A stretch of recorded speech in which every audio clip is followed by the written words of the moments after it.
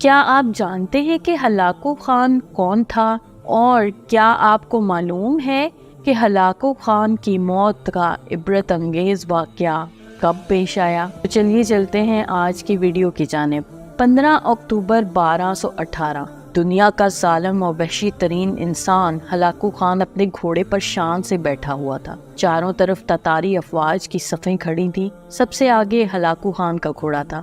Hulagu Khan کے سامنے قیدی مسلمانوں کی 3 صفیں کھڑی کی گئی تھیں، جن کو آج ہلاکو خان نے اپنے حکم پر قتل ہوتے ہوئے دیکھنا تھا۔ پھر وہ ظالم بولا، ان کے سر قلم کر دو، اور جلاد نے لوگوں کے سر کاٹنے شروع کر دیے۔ پہلی صف میں ایک کی گردن گر گئی، دوسرے کی گردن گر گئی، تیسرے چوتھے کی، پھر پہلی صف میں ایک بے قصور بوڑھا غریب قیدی جو اپنے گھر کا واحد کفیل بھی تھا وہ بھی کھڑا تھا۔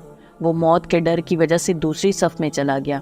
پہلی صف کا مکمل صفایا ہو گیا۔ ہلاکو خان کی نظروں نے اس بوڑھے کو دیکھ لیا تھا کہ وہ موت کے خوف سے اپنی پہلی صف چھوڑ کر دوسری صف میں چلا گیا تھا۔ ہلاکو خان گھوڑے پر بیٹھا ہوا ہاتھ میں طاقتور گرز لیے اچھال کر اس سے کھیل رہا تھا، اور مسلمان کے قتل کا منظر دیکھ کر اس کھیل سے خود کو خوش کر رہا تھا۔ جلادوں نے دوسری صف پہ تلوار کے وار شروع کیے۔ گردنیں آن کی آن میں گرنے لگیں۔ جلاد تلوار چلا رہے تھے اور خون کے فوارے اچھل اچھل کر زمین پر گر رہے تھے۔ اس بوڑھے بابا نے جب دیکھا کہ دوسری صف کے لوگوں کی گردنیں کٹ کر اس کی باری بہت جلد آنے والی ہے، تو وہ بھاگ کر تیسری صف میں کھڑا ہو گیا۔ ہلاکو خان کی نظریں بوڑھے پر جمی ہوئی تھیں کہ اب تو تیسری صف آخری ہے، اس کے بعد یہ کہاں چھپے گا؟ اس بیوقوف بڈھے کو میری تلوار سے کون بچا سکتا ہے؟ میں نے لاکھوں انسان مار دیے تو یہ کب تک بچے گا؟ تیسری صف پہ جلادوں کی تلوار بجلی بن کر گر رہی تھی۔ ہلاکو خان کی نظریں مسلسل اس بوڑھے پر تھیں کہ کیسے وہ بے چین ہو کر موت کی وجہ سے بے قرار ہے۔ تیسری صف کے انسانوں کی گردنیں گر رہی تھیں۔ جلاد بجلی کی سی تیزی سے اس بوڑھے بابا تک پہنچا تو ہلاکو خان کی آواز گونجی، رک جاؤ، اس کو ابھی کچھ نہ کہو۔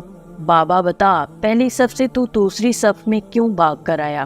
جب وہ ختم ہوئی تو تو تیسری صف میں بھاگ آیا۔ بابا اب بتا، پیچھے تو کوئی اور صف نہیں، تو اب تو بھاگ کر کہاں جائے گا؟ اب تجھے مجھ سے کون بچائے گا؟ اس بوڑھے نے آسمان کی طرف دیکھا اور کہا، میں نے پہلی صف کو اس لیے چھوڑا کہ شاید میں دوسری صف میں بچ جاؤں، لیکن موت وہاں بھی پہنچ گئی۔ پھر میں دوسری صف کو چھوڑ دیا کہ شاید تیسری میں بچ جاؤں۔ ہلاکو نے اس کی باتیں سن کے گرز کو ہاتھ میں اچھالتے ہوئے کہا، بابا کیسی خام خیالی کی باتیں کر رہے ہو؟ بھلا تمہیں میری تلوار سے کوئی بھی بچا سکتا ہے؟ بوڑھے مسلمان نے زمین اور آسمان کی ہر چیز کے مالک واحد لاشریک رب پر بے انتہا یقین کے ساتھ کہا، وہ اوپر والی ذات اگر چاہے تو کچھ بھی نہیں کر سکتا، اور اگر وہ چاہے تو مجھے تجھ سے بچا سکتا ہے۔ مجھ سے بھلا کیسے بچا سکتا ہے؟ ہلاکو خان نے تکبر میں آ کر دونوں بازو کھول کر سینہ پھلا کر کہا کہ اس کے ہاتھ سے گرز نیچے گر پڑا۔ ہلاکو خان چابک دست ہوشیار جنگجو اور چلاک انسان تھا۔ ہلاکو خان گھوڑے کے اوپر بیٹھے بیٹھے گرے ہوئے گرز کو اٹھانے کے لیے خود کو جھکایا کہ زمین پر گرنے سے پہلے اسے ہوا میں ہی پکڑ لے۔ اسی کوشش میں ہلاکو خان کا ایک پاؤں رکاب سے نکلا اور وہ اپنے گھوڑے سے نیچے آ پڑا، جبکہ دوسرا پاؤں رکاب میں ہی پھنس کر رہ گیا۔ ہلاکو خان کا گھوڑا اتنا ڈر گیا کہ بھاگ نکلا۔ ہلاکو نے خود کو بچانے کی بڑی کوشش کی، لشکر بھی حرکت میں آ گیا، لیکن گھوڑا اتنا طاقتور تھا کہ کسی کے قابو میں نہ آیا۔ وہ ہلاکو کو پتھروں میں گھسیٹ گھسیٹ کر بھاگتا رہا، یہاں تک کہ ہلاکو کا سر پتھروں سے پٹک پٹک کر اس قدر لہو لہان ہو گیا کہ اس کی روح چند ہی منٹوں میں اپنے اس تکبر بھرے وجود کو چھوڑ کر جہنم کی طرف پرواز کر چکی تھی۔ لشکر نے جب بے انتہا کوششوں کے بعد ہلاکو خان کے طاقتور گھوڑے کو قابو کیا تو اس وقت تک اس کا سر بری طریقے سے کچلا جا چکا تھا۔